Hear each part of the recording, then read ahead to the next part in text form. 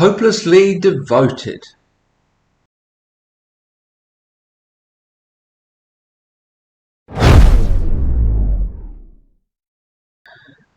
I'm aware that I'm kind of stuck to a large extent creating videos that are related to religion. It's not really my intention to focus exclusively on this issue or even to make it my main thing. If another topic comes along that interests me, I'll jump on it. I try to scatter those amidst the religious ones just to mix it up a bit. However, it's undeniably true that I receive the most comments on the videos that tackle these religious questions, even if these are not always the most watched videos. The ratio of comments to views is by far the highest on those videos. Many of those comments are just about telling me to repent. A lot of people want to argue. Sometimes that's okay, often it's not. Occasionally someone makes a comment that gives me an idea for another video, so it can become a bit self-perpetuating in that way. But in response to comments, I sometimes have to go over ground that I've already covered in much more depth and detail in other videos. That can be a bit frustrating. I think this pattern of response to my videos is itself quite interesting. As I indicated, these are not necessarily my most watched videos, though a few of them are up there, but they're certainly the most commented on. It's fairly clear that people like talking about the issues that I raise in those videos. I think it's also reasonable to say that people like to argue about them. People rarely leave it at one comment. If I respond, they respond back, and it's almost always to disagree with me and argue for their own position more strongly. This can go on for a while. These are not discussions. These are arguments, with each side trying to convince the other that they're wrong. Mostly what I find myself doing is trying to clarify my position to clear up misunderstandings.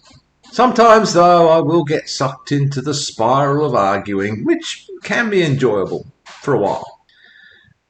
I suppose I can understand why the response of people to these religious videos is so strong. Clearly, the question of religious belief, touches people very deeply. They identify very strongly with their particular faith, their particular belief system. Any attack on that, they take very personally. They take it as an attack on themselves. I'm sure that's not true only of religion. It can be true, for instance, of politics, or fandom, or even sport.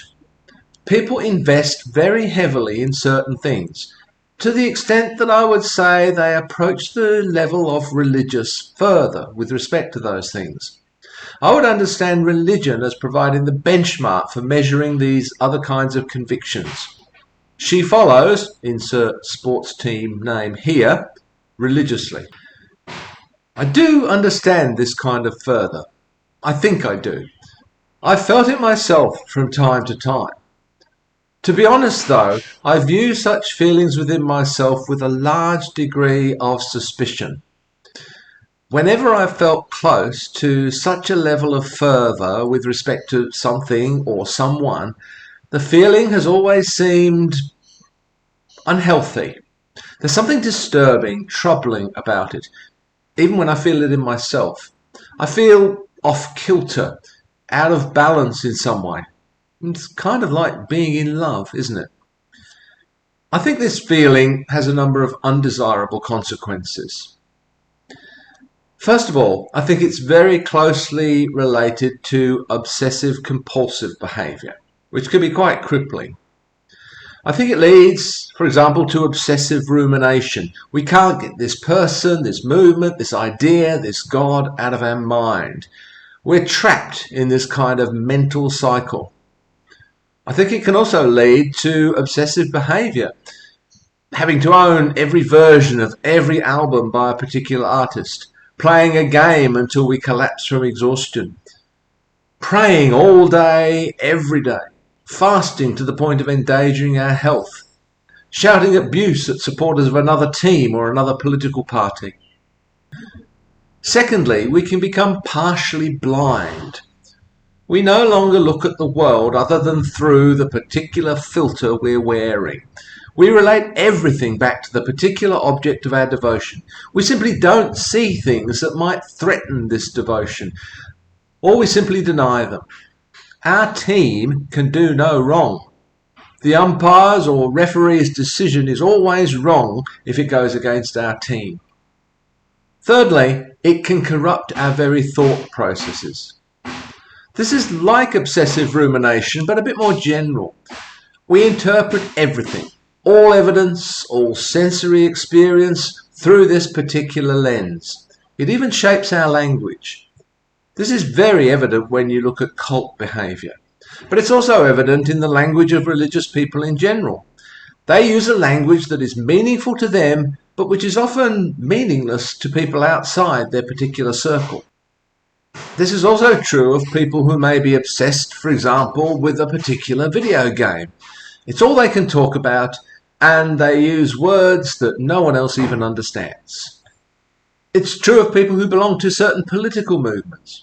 Look at the way people on the right of politics in the USA use words such as communist, Marxist, or socialist, or even terms like woke and liberal. These have very specific meanings, often very different from or beyond their meaning in other groups or in general usage.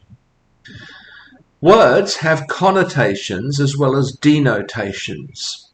Connotations are the secondary meanings that attach to a word, and even the feelings that are conveyed by that word. And these go way beyond its literal, practical meaning.